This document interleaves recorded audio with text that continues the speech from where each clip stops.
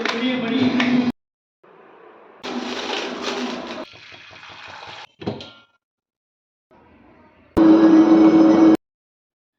Friends, எல்லாருக்கும் வணக்கம். இந்த விலாக் கொஞ்சம் இன்ட்ரெஸ்டிங்கான விலாக் தான். பிகாஸ் நம்மளோட ரியல் லைஃப்பில் நிறைய ஃபேஸ் பண்ணுற விஷயங்கள், ஒர்க்கிங் விமனாக நம்ம எந்த அளவுக்கு சுச்சுவேஷன்லாம் ஃபேஸ் பண்ணுறோம், அது மட்டும் இல்லாமல் நம்மளோட கேர்ஸ் வேலைகள்லாம் எவ்வளோ அதிகமாக இருக்குது, அதை நம்ம எப்படி மேனேஜ் பண்ணுறோம். ஸோ இந்த மாதிரி விஷயங்களை தான் ஷேர் பண்ணியிருக்கிறேன். ஸோ உங்களோட வேலைகளையும் எந்த அளவுக்கு அதை ஈஸியாக்கலாம், அதுவும் ஷேர் பண்ணியிருக்கிறேன். அதோட நம்மளுக்கு ஃபேஸ் பண்ணுற சிச்சுவேஷன் எப்படிலாம் ஹேண்டில் பண்ணலாம், அந்த விஷயத்தையும் ஷேர் பண்ணியிருக்கிறேன். சின்ன சின்ன விஷயங்கள் ஒர்க்கிங் உமனுக்கு மட்டும் இல்லை, ஹோம் மேக்கர்ஸ்க்கும் கொஞ்சம் யூஸ்ஃபுல்லாக இருக்கும். வீடியோக்குள்ளே போகிறதுக்கு முன்னாடி இந்த வீடியோ பார்த்துட்டு இருக்கவங்களுக்கும் என்ன இது வரைக்கும் சப்போர்ட் பண்ணவங்களுக்கும் ரொம்ப ரொம்ப நன்றி. வீடியோ பிடிச்சிருந்தா லைக் கொடுக்க மறந்துடாதீங்க. நீங்கள் கொடுக்குற ஒவ்வொரு லைக்கும் என்னை ரொம்பவே மோட்டிவேட் பண்ணுற மாதிரி இருக்கும். அதோட உங்கள் ஃப்ரெண்ட்ஸ் அண்ட் ஃபேமிலிக்கும் ஷேர் பண்ணுங்கள். மறக்காமல் நம்ம சேனலையும் சப்ஸ்கிரைப் பண்ணுங்கள். ஹோம் மேக்கர்ஸை விட ஒர்க்கிங் உமனுக்கு கொஞ்சம் பிளானிங் அதிகமாக தான் இருக்கணும். பிகாஸ் நம்ம ப்ரீ பிளான் பண்ணி வச்சா தான் அந்த வேலைகளை நம்மளால் கம்ப்ளீட் பண்ண முடியும். இன்னொன்று, நம்ம டென்ஷன் இல்லாமல் நம்மளோட ஒர்க் போகும். ஹாலிடேஸ்லாம் ஒரு half an hour time spend பண்ணி, இல்லை உங்களுக்கு கொஞ்சம் நேரம் அதிகமாக இருந்துச்சு ஒர்க்கிங் டேலே அப்படின்னா, அப்போ கூட நீங்கள் வீடை மாப் போட்டு விட்டிங்கன்னா, வீக்லி ஒன்ஸ் பண்ணுறப்ப வீடு எப்போவுமே க்ளீன்டாக தான் இருக்கும். அடுத்து உங்களுக்கு ரூம்ஸ் அதிகம்னாலும் வீக்லி ஒன்ஸ் மாப் போடுறது, டெய்லி வீடு கூட்ட முடியலைனா கூட ஆல்டர்னேட்டிவ் டேஸ் கூட்டிக்கோங்க. இன்னைக்கு கூட்டினீங்கன்னா நாளைக்கு கூட்ட வேணாம், அந்த மாதிரி வச்சுக்கோங்க. இன்னொன்று என்ன அப்படின்னா, ரூம்ஸ் அதிகமாக இருந்துச்சு அப்படின்னா, இன்னைக்கு கூட்டுறப்ப ஒரு 2 ரூம் கூட்டுங்க. நாளைக்கு கூட்டுறப்ப அந்த ரூம் ஸ்கிப் பண்ணிவிட்டு இன்னொரு ரூம் கூட்டுங்க. அந்த மாதிரி பண்ணிங்கன்னா நீங்கள் ரெகுலராக வீடை க்ளீன் பண்ணிக்கிட்டே இருக்கிற மாதிரி இருக்கும். எல்லா ரூமுமே நல்லா க்ளீன்டாகவும் இருக்கும். அப்புறம் டெய்லி வாஷிங் மிஷினில் நீங்கள் துணி போட்டு வச்சாலும் சரி, இல்லை வீக்லி ஒன்ஸ் கையில் அலசுறதெல்லாம் எல்லா துணியையும் வாஷிங் மிஷினில் போட்டீங்கன்னா கண்டிப்பாக துணியெல்லாம் கொஞ்சம் நம்ம நினைக்கிற லுக்கில் இருக்காது. அதனால் பிரித்து போடலாம். இப்போ புது துணியை வாஷிங் மிஷினில் போடாமல் இருக்கிறது, அப்புறம் அதாவது வீக்லி ஒன்ஸ் துணி துவைக்கிற மாதிரி கையில் வாஷ் பண்ணுறதெல்லாம் வாஷ் பண்ணிக்கோங்க, பிரித்து வச்சுக்கோங்க. சாரீஸ்லாம் நம்ம கையில் வாஷ் பண்ணால் தான் அதோட லுக் எப்போவுமே நல்லாயிருக்கும். மேட்டெல்லாம் நிறைய வாங்கி வச்சுக்கோங்க. ஒரே தான் அழுக்கா யூஸ் பண்ணுறதுக்கு பதிலா, ஒண்ணு துவைக்க போட்டு, இன்னொன்னு நம்ம யூஸ் பண்ணிக்கலாம். அப்படிங்கிற மாதிரி நிறைய ஸ்டாக் வச்சுக்கிட்டீங்க அப்படின்னா, உங்களுக்கு எப்பவுமே மேட் துவைக்கிறது கஷ்டமாவும் இருக்காது. இன்னொன்னு என்ன, நம்மளுக்கு அடுத்த யூஸ்க்கு இன்னொரு மேட் இருக்குதுல்ல, அப்படிங்கிற மாதிரி இருக்கப்ப, எப்பவுமே அழுக்கா இல்லாத மாதிரி இருக்கும். வீடும் நீட்டா தெரியும்.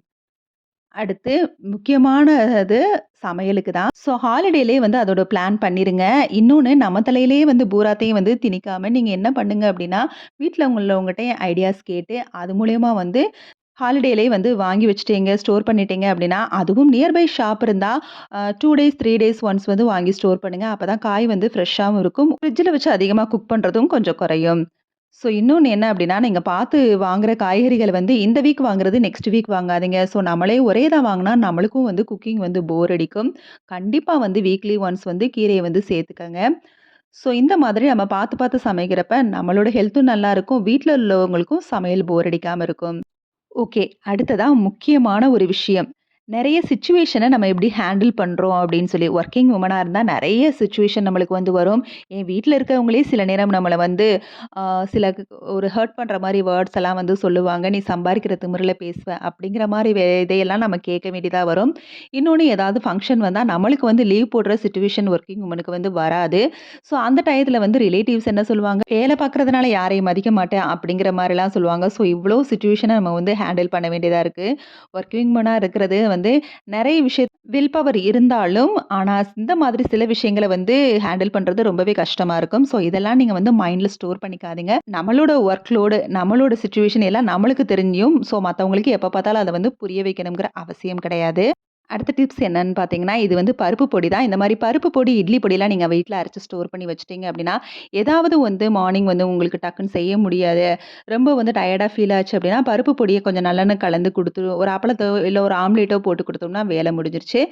அதே மாரி இட்லி பொடியும் வச்சுட்டோம்னா, இட்லிக்கு சம்டைம்ஸ் ஈவினிங் செய்ய முடியலனா கூட இட்லி பொடிய வச்சு சமாளிச்சுக்கலாம் இட்லி, தோசைக்கு. ஸோ இந்த மாதிரி சிம்பிளிஃபைவா எந்தெந்த பொடிய அரைக்க முடியுமோ அதெல்லாம் அரைச்சு வச்சுக்கோங்க. அதோட டைம் கிடைக்கிறப்ப கொஞ்சம் ஹைஜீனிக்கா யோசிப்போம். வீட்ல வத்தல் பொடி, மஞ்சள் பொடி, பெருங்காய பொடி இதெல்லாம் வெயில்ல காய வச்சு வீட்லயே அரைச்சு ஸ்டோர் பண்ணி வச்சுட்டோம்னா, கொஞ்சம் ஹெல்த்தி லைஃபா ஆயிக்கும்.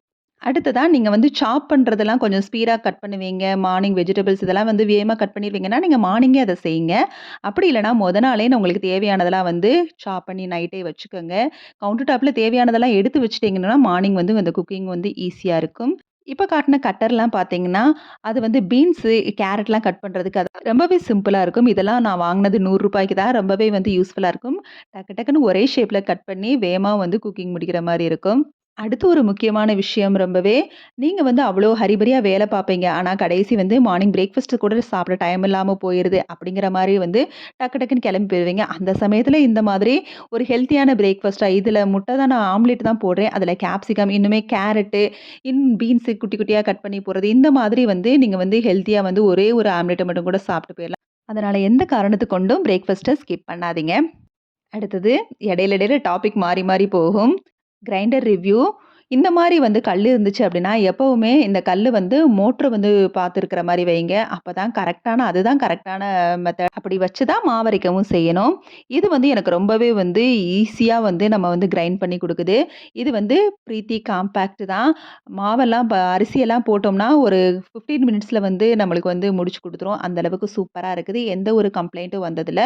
4 இயர்ஸ்க்கு அப்புறம் தான் பெல்ட்டும் போச்சு. அதுவுமே என்னோட மிஸ்டேக் தான். கொஞ்சம் தண்ணி இல்லாம ஏதோ வேலை பார்த்துட்டு இருந்ததுனால 2, 3 டைம்ஸ் வந்து தண்ணி இல்லாம நான் வந்து மாவு அரைச்சுட்டேன். ஸோ, அதனால வந்து பெல்ட் வந்து போயிருச்சு. அதனால எப்பவுமே நம்ம கிரைண்டர் வந்து அரிசி போடுறதுக்கு முன்னாலே கொஞ்சமா தண்ணி ஊத்திட்டு அதுக்கப்புறமா வந்து அரிசி போடுங்க. இப்ப இது அதுக்கப்புறம் எந்த கம்ப்ளைண்ட்டுமே வந்ததில்ல. இட்லிக்கு மாவரைக்கிற எப்பயுமே உளுந்துமே எந்த கிரைண்டரா இருந்தாலும் ஃபர்ஸ்ட்டு வந்து உளுந்த வந்து போட்டுருங்க. நல்லா நொறுங்கட்டும். உடனே வந்து தண்ணி ஊத்தாதீங்க. இப்ப பார்த்தீங்கன்னா, இது நல்லா நொறுங்கிருச்சு. அதுக்கப்புறம் தான் நான் தண்ணி கொஞ்சமா தான் சேர்க்கிறேன். ஒரு 2 ஸ்பூன் அளவு சேர்க்கிறேன்னே வச்சுக்கங்களேன். அந்த மாரி தெளிச்சு விட்டுட்டு கொஞ்சம் நொறுங்கவும், இந்த மாதிரி விட்டு வச்சோம் அப்டின்னா, சில கிரைண்டர்லாம் சொல்லுவாங்க, அடியில போய் இது உளுந்து தங்கிக்கிடுதுன்னு. நீங்க இந்த மாரி அரைக்கிறப்ப வந்து நல்லா வந்து உளுந்து வந்து எல்லாம் வந்து அறப்பட்டுரும். அதுக்கப்புறம் நீங்க வந்து தண்ணி கொஞ்சமா தெளிச்சு அதுக்கப்புறம் தான் தண்ணிய வந்து இன்கிரீஸ் பண்ணணும். அப்படி விட்டீங்கன்னா, நல்லா பொங்கி பொங்கி வரும். அதே மாதிரி இட்லி சாஃப்ட்டா வரணும்னா, உளுந்த வந்து போட்டு ஒரு 20 நிமிஷத்துல அரைஞ்சிருச்சுல அப்படிங்கிற மாரி நெனைக்காதீங்க. நல்லா ஒரு 1/2 மணி நேரத்துக்கு மேல நல்லா வந்து மாவு வந்து அரைக்கட்டும். அதுக்கப்புறம் தான் நீங்க வந்து அத வந்து மாவு எடுத்து நல்லா கலந்துரணும். கலக்கிறப்பயும் வந்து அடியில வந்து அரிசி போட்டிருப்போம். ஸோ அரிசியும், உளுந்தும் நல்லா கலக்கிற மாரி கொஞ்சம் அடிச்சு கலந்து வைங்க. அப்பதான் வந்து அது நல்லா வந்து இட்லி ஊத்துறப்பவும் வந்து நல்லா சாஃப்ட்டா வரும். நல்லா கரெக்ட்டான பதத்துல புளிச்சும் வரும். மேக்ஸிமம் மாவரைக்கிறப்ப ஒரு சிறுதானியத்திலேயே வந்து மாவரைச்சு வச்சுக்கோங்க. அதெல்லாம் வந்து சிம்பிளா வந்து வேகமா வந்து ஆடிரும். ஒரு 10 மினிட்ஸ், 15 மினிட்ஸ்க்குள்ள சிறுதானிய மாவு வந்து அரைச்சு முடிச்சிரலாம். ஸோ இந்த கிரைண்டர் வந்து எனக்கு வந்து வாஷ் பண்றதுக்குமே ரொம்ப வந்து ஈஸியா இருக்கும். ஸோ காம்பேக்ட்ன்னா உண்மையிலேயே பேருக்கு ஏத்த மாரி அது காம்பேக்ட்டான ஒரு கிரைண்டர் தான். பார்த்தீங்கன்னா, மறுநாளும் அந்த மாவ உங்கள்ட்ட காட்டுறதுக்காக அந்த மாவு வந்து எடுத்தேன். நல்லா புளிச்சு வந்துருச்சு.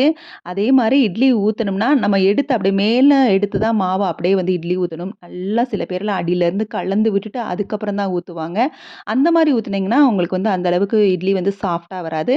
அப்படியே அந்த பொங்கி வந்திருக்கும்ல, அத வந்து அப்படியே மேல எடுத்து அப்படியே நீங்க ஊத்துனீங்கன்னா, செம்ம சாஃப்ட்டா வரும். அடுத்து அகைன் அந்த கன்டென்ட்டுக்குள்ள இறங்குவோம். நம்ம வொர்க்கிங் வுமன். ஸோ நம்மள பத்தி நம்ம தான் அதிகமா கேர் பண்ணிக்கணும். ஏன்னா வீட்ல இருக்கவங்களுக்கெல்லாம் பார்த்து பார்த்து நம்ம செய்வோம். ஆனா நம்மள கவனிக்க நம்ம மறந்துடுவோம். ஸோ மார்னிங் பிரேக்ஃபாஸ்ட் கூட கண்டிப்பா பாதாம், இந்த மாரி மொளக்கட்டின பயிர்லாம் எடுத்துக்கங்க. ஏன்னா எல்லா வேலைகளையும் சமாளிக்கணும். நெறைய பேர் பேசுற அந்த வார்த்தைகளையும் சமாளிச்சு போகணும். இதுக்கு நம்மளுக்கு கொஞ்சம் தெம்பு வேணும்ல. ஸோ, அதனால நம்ம ஹெல்த்த நம்ம எந்த அளவுக்கு பார்த்துக்கணுமோ, அந்த அளவுக்கு ஹெல்த்தியா வந்து பார்த்துக்கணும். இந்த ஹெல்த்தியா பார்த்துக்கிற விஷயம் வொர்க்கிங் வுமனுக்கு மட்டும் இல்ல, ஹோம் மேக்கர்ஸ்க்கு தான். அவங்களுக்குமே நெறைய வேலைகள் இருக்கும். ஹோம் மேக்கர்ஸ்க்கு கொஞ்சம் ரெஸ்ட் எடுக்கிற நேரம் கிடைக்கும். அதனால தான் கொஞ்சம் வொர்க்கிங் வுமன வந்து கொஞ்சம் பேஸ் பண்ணி சொன்னேன். பட் ஹோம் மேக்கர்ஸா இருந்தாலும், கொஞ்சம் முடிஞ்ச அளவுக்கு நீங்களும் வொர்க்கிங் வுமனா மாறுறதுக்கு ட்ரை பண்ணுங்க. கண்டிப்பா அது வந்து உங்களுக்கு ஃபினான்சியல் சப்போர்ட்டையும், நெறைய வில் பவரையும் குடுக்கும். அதோட கடவுள் நம்பிக்கை இருந்தா கண்டிப்பா வந்து டெய்லி வந்து பிரேயர் பண்ணுங்க. அது உங்களுக்கு நெறைய வந்து கன்சோல்ல வந்து குடுக்கும். கடவுள்ட்ட நெறைய விஷயங்கள ஷேர் பண்றப்ப உங்க உங்க மனசுக்கு கொஞ்சம் ரிலீஃப் கிடைச்ச மாரி இருக்கும்.